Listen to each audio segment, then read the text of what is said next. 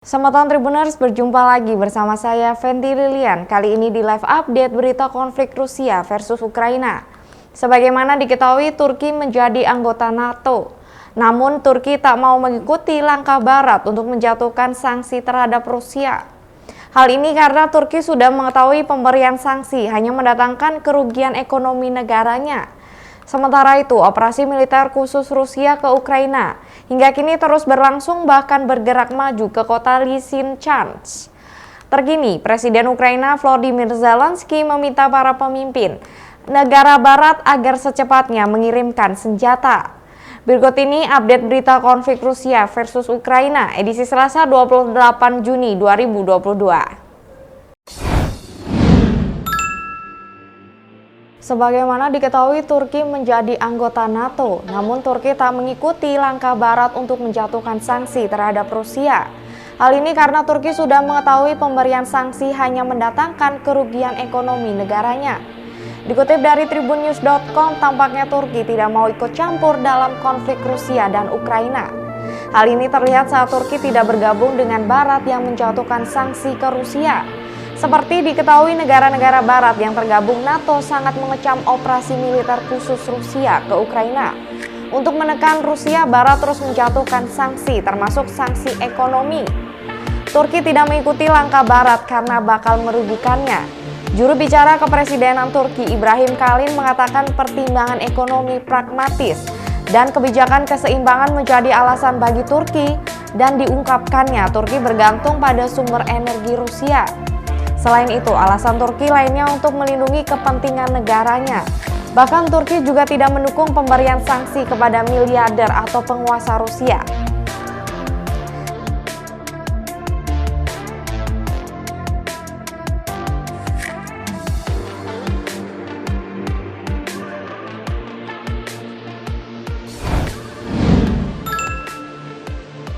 Operasi militer khusus Rusia ke Ukraina hingga kini terus berlangsung, bahkan bergerak maju ke kota Lysychansk.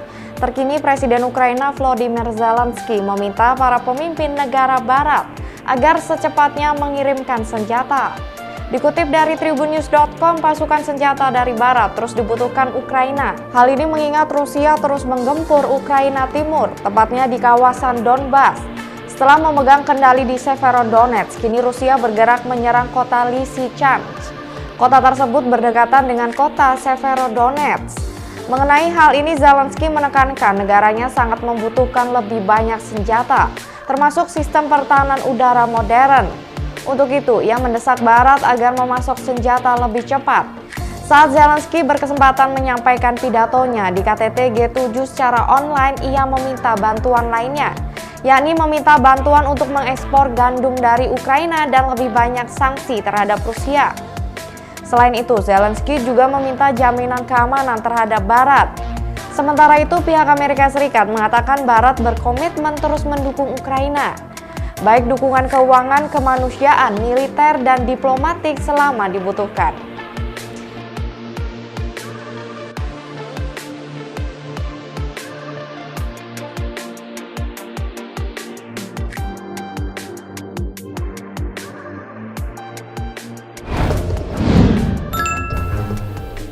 Rusia telah menguasai kota Severodonetsk setelah pertempuran selama berminggu-minggu. Bahkan pasukan Ukraina yang berada di kota tersebut telah ditarik mundur. Pasca merebut Severodonetsk, Rusia kini menargetkan kota baru untuk diserang dan dikuasai. Kini pasukan Ukraina telah bergerak ke kota Lysychansk dan diperkirakan Rusia akan menggempur kota tersebut. Rusia diperkirakan akan terus bertempur di kota itu untuk mendapatkan wilayah Luhansk yang lebih luas. Pasukan Rusia dan pemberontak pro-Rusia telah mulai melakukan perjalanan ke Lysychansk. Pergerakan itu terjadi saat Ukraina mendapatkan serangan bom dari Belarus. Pasca serangan Rusia di Severodonetsk, para penduduk mulai meninggalkan kota. Sebelumnya terdapat 100.000 orang yang tinggal di kota itu. Ratusan warga mengungsi di pabrik kimia azot akibat serangan. Diketahui Rusia dan Ukraina sama-sama mengakui Rusia juga sudah menduduki pinggiran Severodonetsk di Syrytine dan kota-kota kecil di dekatnya, Voronezh dan Borivske.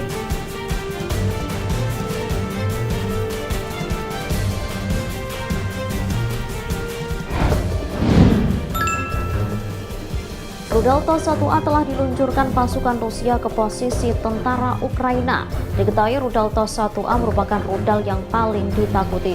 Senjata itu dapat menimbulkan kerusakan parah yang mengerikan di sekitar lokasi target. Sebuah video menunjukkan salvo yang ditembakkan dari peluncur TOS-1A raksasa menghantam sekelompok kecil bangunan bertingkat rendah. Para militer Ukraina salah langkah dengan memilih tempat persembunyian di dalam markasnya sendiri. Adapun momen tersebut intai kamera drone dan diunggah ke Telegram Kementerian Rusia pada Senin 20 Juni 2022. Serangan dari TOS-1A membuat militer Ukraina dihabisi di kota Stary Maltov, wilayah Kharkiv. Tampak dalam video, para tentara Ukraina berbondong-bondong masuk ke dalam bangunan bertingkat diduga markas. Gerak-gerik mereka juga sudah diintai dengan drone. Sampai pada akhirnya, militer Rusia meluncurkan senjata termobarik yang dipasang di tangki chassis T-72 dari TOS-1A. Serangan ini mengakibatkan asap mengepul hampir di seluruh wilayah Stary Maltov. Untuk diketahui, TOS-1A dirancang untuk mengalahkan personel musuh dalam benteng di daerah yang terbuka, hingga kendaraan lapis baja ringan dan transportasi. Senjata itu telah menjadi ciri khas operasi militer Rusia di Ukraina. Serangannya menciptakan kehancuran yang meluas dengan bola api besar yang meletus saat terjadi benturan.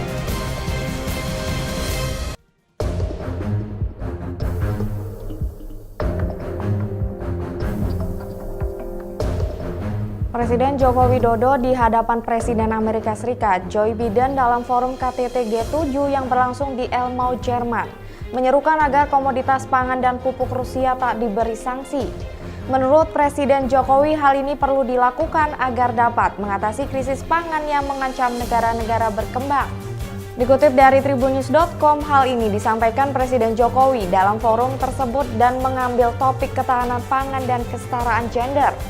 Jokowi menerangkan berdasarkan data World Food Program, ada sebanyak 323 juta orang yang terancam krisis pangan akut. Terkait hal tersebut, Jokowi mengajak negara-negara anggota G7 dan G20 untuk ikut andil dalam mengatasi persoalan tersebut. Lebih lanjut, Presiden Jokowi mengatakan pangan merupakan hak asasi manusia paling dasar. Dalam persoalan ini dipastikan perempuan dari keluarga miskin menjadi yang paling menderita karena harus menghadapi kekurangan pangan bagi anak dan keluarga. Untuk itu, Presiden Jokowi menyerukan agar negara-negara dunia mencari solusi konkret seperti peningkatan produksi pangan. Terkait hal ini, Jokowi menegaskan pentingnya dukungan negara G7 untuk mengintegrasi ekspor gandum Ukraina dan ekspor komoditas pangan serta pupuk Rusia dalam rantai pasok global. Jokowi juga menambahkan ada dua cara untuk merealisasikannya, yakni memfasilitasi ekspor gandum Ukraina agar dapat segera berjalan, dan juga tak mengenakan sanksi bagi pupuk dan pangan Rusia. Jokowi menilai apabila dunia gagal menangani masalah pupuk, maka akan terjadi krisis beras yang menyangkut 2 miliar manusia terutama di negara berkembang. Untuk diketahui, dalam KTT G7 ini dihadiri oleh negara-negara barat seperti Presiden Amerika Serikat Joe Biden, Presiden Perancis Emmanuel Macron, dan Perdana Menteri Inggris Boris Johnson. Sebelumnya, Joe Biden menyerukan untuk menambah sanksi baru bagi Rusia, yakni larangan impor emas.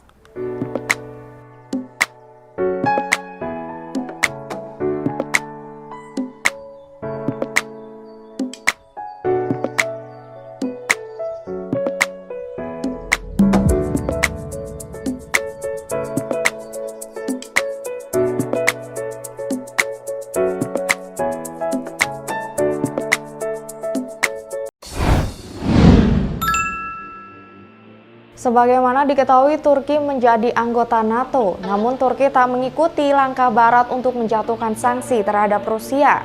Hal ini karena Turki sudah mengetahui pemberian sanksi hanya mendatangkan kerugian ekonomi negaranya. Dikutip dari tribunnews.com, tampaknya Turki tidak mau ikut campur dalam konflik Rusia dan Ukraina. Hal ini terlihat saat Turki tidak bergabung dengan Barat yang menjatuhkan sanksi ke Rusia. Seperti diketahui, negara-negara Barat yang tergabung NATO sangat mengecam operasi militer khusus Rusia ke Ukraina. Untuk menekan Rusia, Barat terus menjatuhkan sanksi, termasuk sanksi ekonomi. Turki tidak mengikuti langkah Barat karena bakal merugikannya. Juru bicara Kepresidenan Turki Ibrahim Kalin mengatakan pertimbangan ekonomi pragmatis dan kebijakan keseimbangan menjadi alasan bagi Turki dan diungkapkannya Turki bergantung pada sumber energi Rusia.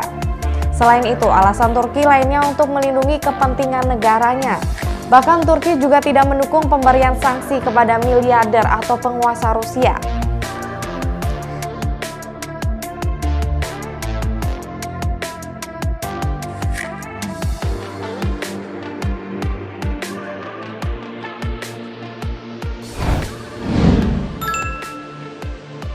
Operasi militer khusus Rusia ke Ukraina hingga kini terus berlangsung, bahkan bergerak maju ke kota Lysychansk. Terkini Presiden Ukraina Volodymyr Zelensky meminta para pemimpin negara barat agar secepatnya mengirimkan senjata. Dikutip dari tribunnews.com, pasukan senjata dari barat terus dibutuhkan Ukraina. Hal ini mengingat Rusia terus menggempur Ukraina Timur, tepatnya di kawasan Donbas.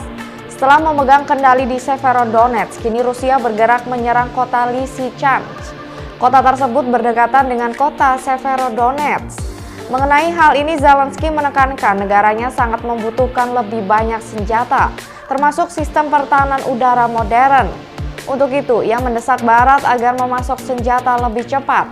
Saat Zelensky berkesempatan menyampaikan pidatonya di KTT G7 secara online, ia meminta bantuan lainnya, yakni meminta bantuan untuk mengekspor gandum dari Ukraina dan lebih banyak sanksi terhadap Rusia. Selain itu, Zelensky juga meminta jaminan keamanan terhadap Barat. Sementara itu, pihak Amerika Serikat mengatakan Barat berkomitmen terus mendukung Ukraina, baik dukungan keuangan, kemanusiaan, militer, dan diplomatik selama dibutuhkan.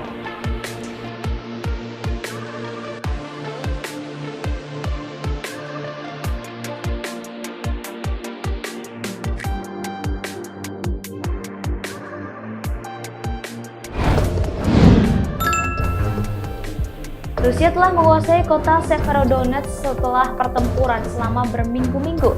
Bahkan pasukan Ukraina yang berada di kota tersebut telah ditarik mundur. Pasca merebut Severodonetsk, lalu Rusia kini menargetkan kota baru untuk diserang dan dikuasai. Kini pasukan Ukraina telah bergerak ke kota Lysychansk dan diperkirakan Rusia akan menggempur kota tersebut. Rusia diperkirakan akan terus bertempur di kota itu untuk mendapatkan wilayah Luhansk yang lebih luas. Pasukan Rusia dan pemberontak pro-Rusia telah mulai melakukan perjalanan ke Lysychansk. Pergerakan itu terjadi saat Ukraina mendapatkan serangan bom dari Belarus. Pasca serangan Rusia di Severodonetsk, para penduduk mulai meninggalkan kota. Sebelumnya terdapat 100.000 orang yang tinggal di kota itu. Ratusan warga mengungsi di pabrik kimia azot akibat serangan. Diketahui Rusia dan Ukraina sama-sama mengakui Rusia juga sudah menduduki pinggiran Severodonetsk di Syrytine dan kota-kota kecil di dekatnya, Voronezh dan Borivske.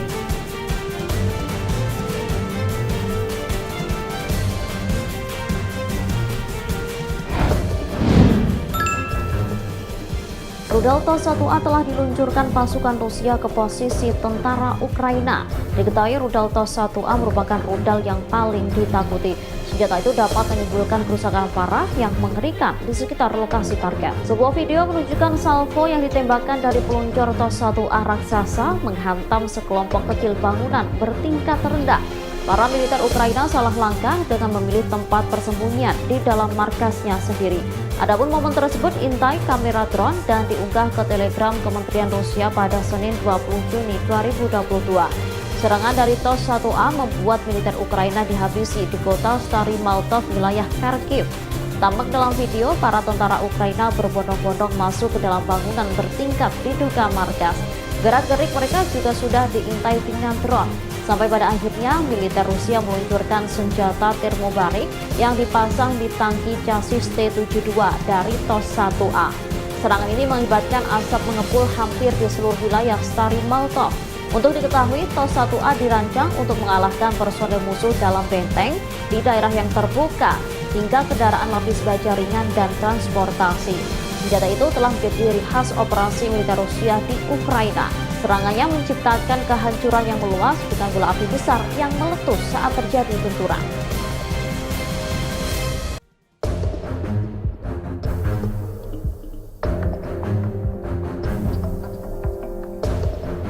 Presiden Joko Widodo di hadapan Presiden Amerika Serikat Joe Biden dalam forum KTT G7 yang berlangsung di Elmau, Jerman, menyerukan agar komoditas pangan dan pupuk Rusia tak diberi sanksi. Menurut Presiden Jokowi, hal ini perlu dilakukan agar dapat mengatasi krisis pangan yang mengancam negara-negara berkembang. Dikutip dari tribunnews.com, hal ini disampaikan Presiden Jokowi dalam forum tersebut dan mengambil topik ketahanan pangan dan kesetaraan gender. Jokowi menerangkan berdasarkan data World Food Program, ada sebanyak 323 juta orang yang terancam krisis pangan akut.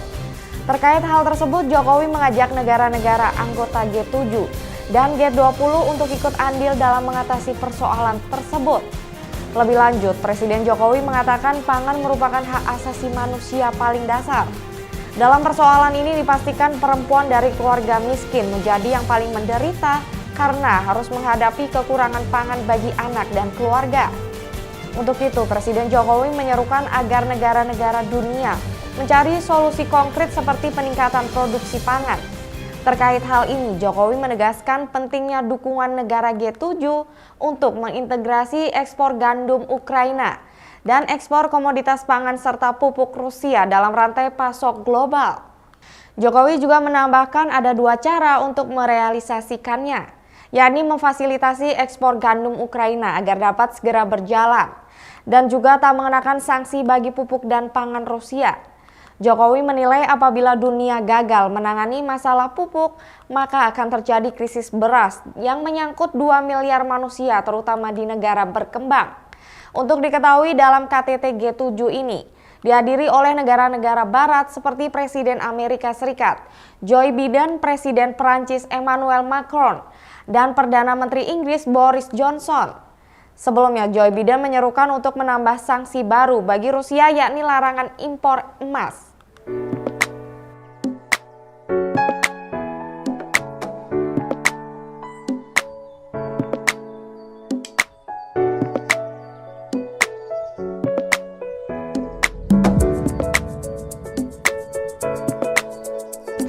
Baik, Semeton Tribuners, demikian live update berita konflik Rusia versus Ukraina edisi Selasa 28 Juni 2022.